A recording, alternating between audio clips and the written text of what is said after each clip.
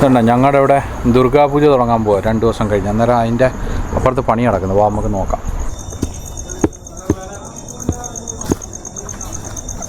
എന്തോ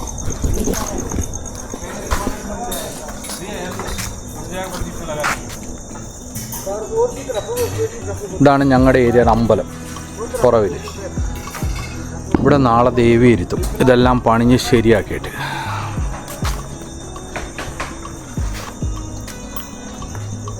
നമ്മുടെ നാട്ടിലൊക്കെ എല്ലാം ഉത്സവത്തിന് പണി നടക്കും. നമുക്ക് ഗാനമേളയ്ക്ക് എന്തതിനൊക്കെ പണി നടക്കത്തില്ല.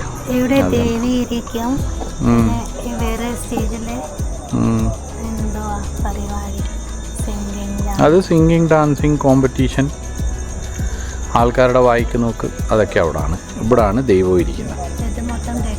ഇതിൻ്റെ പുറയിൽ അമ്പലം ഉണ്ടാക്കും. നാളെ കാണിക്കാം. ഇനി തൊട്ട് ദിവസേന കാണാം നിങ്ങൾക്ക്. ഇതെന്തുവാ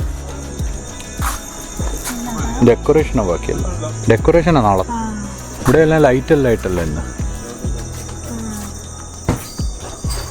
അടിപൊളിയല്ലേ? നാളെ കാണാം. ഇപ്പോൾ എന്തോ അടിപൊളി. ഇപ്പം ലൈറ്റ് പോലും ഓൺ ചെയ്തിട്ടില്ല. പിന്നെ നാളെ തൊട്ട് വേറെ ഒരു പ്രശ്നമുണ്ട് ഗൈസ്. എവിടെ മോളും അടിക്ക് തിന്നും. ഇവിടെയൊക്കെ നല്ല സാധനം. ഞാൻ വ്രതം 9 ദിവസം. എനിക്കൊന്നും തിന്നാൻ പറ്റത്തില്ല വെളിയിൽ നിന്ന്. അന്നേരം ഞാനിങ്ങനെ വായിക്ക് നോക്കിയിരിക്കും. ഇവർ തിന്നും.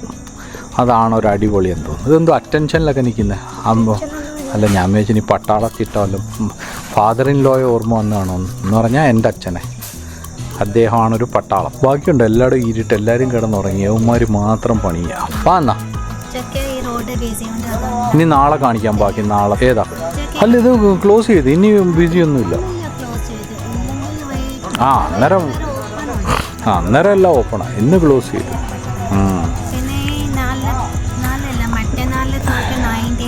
ഇയാൾക്ക് നാടകം അറിഞ്ഞൂടാ. ഇയാൾ ഇവിടുത്തെ ഉണ്ട്. കേരളത്തിൽ നാടകം ഉണ്ടായിരുന്നു പണ്ടത്തെ. അന്നേരം ഇങ്ങനെ സ്റ്റേജൊക്കെ ഉണ്ടാക്കുമായിരുന്നു. അതിനകത്ത് ആൾക്കാർ നാടകം കളി.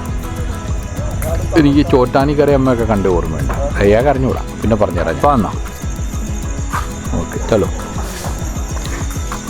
ബാക്കി മൊത്തം ഇരുട്ട്.